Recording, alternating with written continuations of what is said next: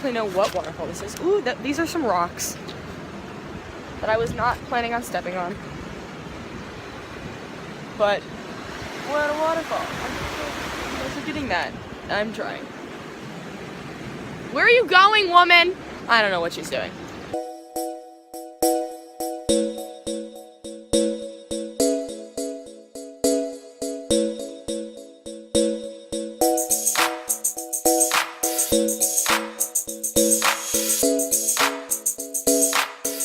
So this lovely camera's working again. Yay! Yay! We're here at the most iconic, probably, castle in Scotland, the Eilean Donan Castle. It's just what you see on pictures and postcards and puzzles. I have a puzzle of it at home that I need to make that I got for free. But that's what we're doing right now. And I'm hoping that I'm going to be able to leave this like an hour early because I think I'm going to ask our tour guide that our ride home back to Edinburgh stops in Stirling, which would cut off an hour drive and then like an hour of bus time coming back. So I'm hoping that I will get to do that because I have to get up really early tomorrow morning.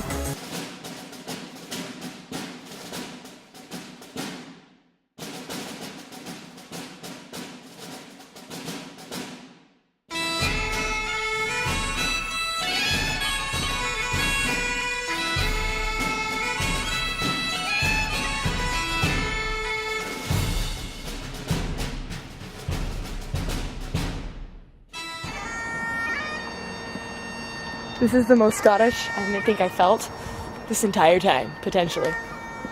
The amount of selfies that we take on that GoPro is ridiculous. Look at the water people. It's so beautiful. Ah!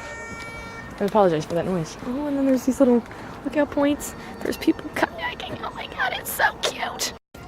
So we just went into the castle, but like you can't really take photos of a lot of it, but it's still pretty cool. And I asked the lady, and I guess there's a family that does like own this castle. Like it's not owned entirely like by the government as like a tourist place. Like it like has a family and they come up for like holiday and stuff and stay here, which is cool. But yeah, the sun is like shining real bright on us right now, and I'm loving every second of it.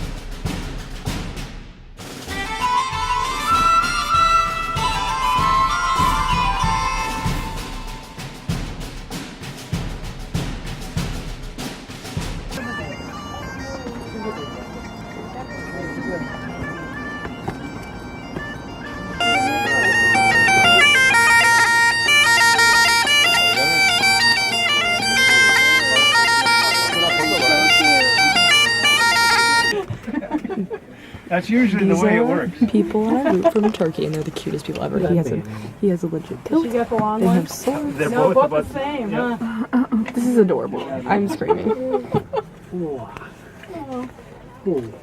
I love them. I want to be them.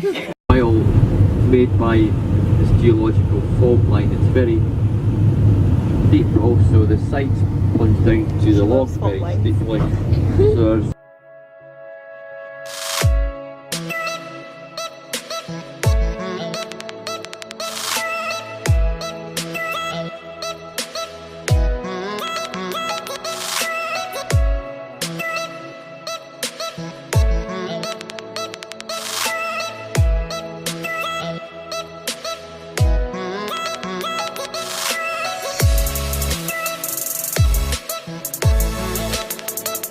We've made it, guys. We are at Loch Ness. We're searching for Nessie.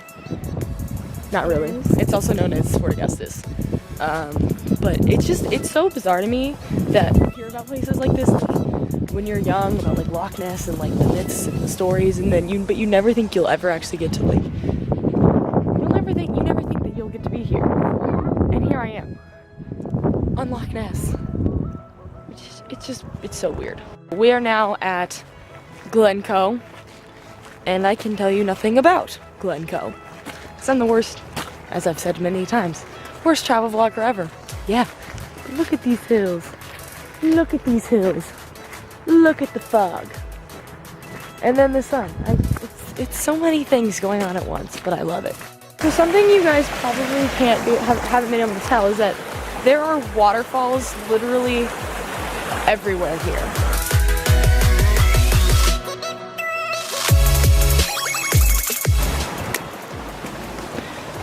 I don't know how I made that, but wow, it's so pretty. But if you notice, like on all of these mountains, there's little like crevices in them because the water is constantly like pooling at the top of them and then falling down. So literally, just driving along, you see waterfall after waterfall after waterfall.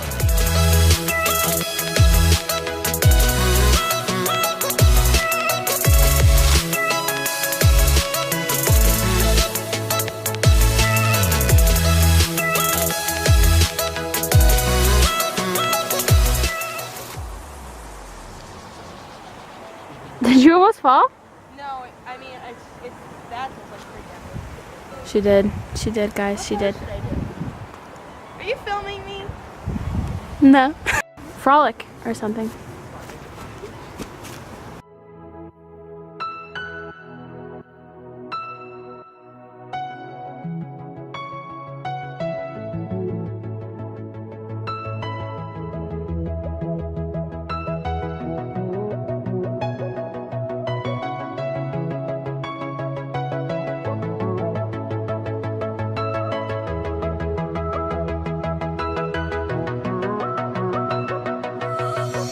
Hello my fellow explorers. So literally 1 year later, like I think in about 1 week from when this gets uploaded, will be exactly 1 year from when I left to go on this trip. But 1 year later, I'm finally finishing these videos. And I actually did have an outro clip for this of me finishing the 3-day trip being dropped off in Stirling and like walking back. Also, sorry if I look a little red. I got really sunburned this weekend, or the past couple days, doing some work for my internship outside, but I'm a little burnt, but so sorry if I just look red. But yeah, so I had an outro for this and the audio was kind of terrible and it was the end of my trip and I just looked kind of like a hot mess. So, and it was hard to really understand a lot of what I was saying and trying to explain things. So I figured I'm just gonna do a re-outro. So basically the last thing that you saw was called the Three Sisters, and that Three Sisters is basically a lookout point that has these 3 hills or 3 mountaintops that are very similar and right next to each other, so they're called the Three Sisters. And so that was the last little clip you saw, and then after that most of it was really just like a drive through and like one quick stop. We stopped for about 2 seconds at a place that was a scene in Skyfall, the James Bond movie, which I thought was really cool, but like no one else wanted to get out. I was like, well, I'm not gonna get out just to take a picture of this really quickly. We stopped there, and then we also got to see the train that it's basically the Harry Potter train. It's not like exactly it, but it's what inspired the Hogwarts Express. Then we went into the Trossachs and Loch Lomond National Park. I think it's technically called the Loch Lomond and Trossachs National Park. Scotland actually only has 2 national parks. It's actually one of the last countries to ever have established national parks within its land, and so because of that, a lot of the land had been populated of some kind, and so it was really hard for them to find land to map off as preserved just like for its nature. And actually both parks have people that do live in them because it was so hard to find any land that would be big enough to be a national park without people that have populated it. And so there are some people who have special permission to live within the national parks. But so Scotland only has 2 national parks, and one of them is the Trossachs and Loch Lomond National Park, which is very close to Stirling. So we drove through there, and then we stopped in a town called Callander, where you can find Hamish the Highland Coo along the side of the road and see him and take a photo, and he's just the most stereotypical like Scottish Highland Coo, and he's just like a fun tourist like attraction to go see. But we stopped there for a second, and then we got ice cream, and that was like the last part of our trip, because like I said earlier, I got permission / I talked to my tour guide, and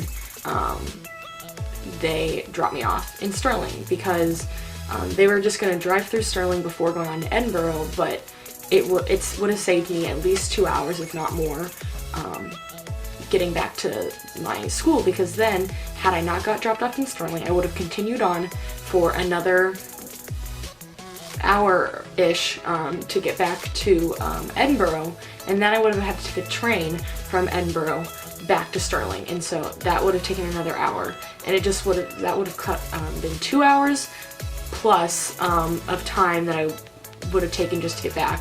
And I'm really glad that I got dropped off, because there were so many things that I still had to do to get ready and packed, and that next day was rough.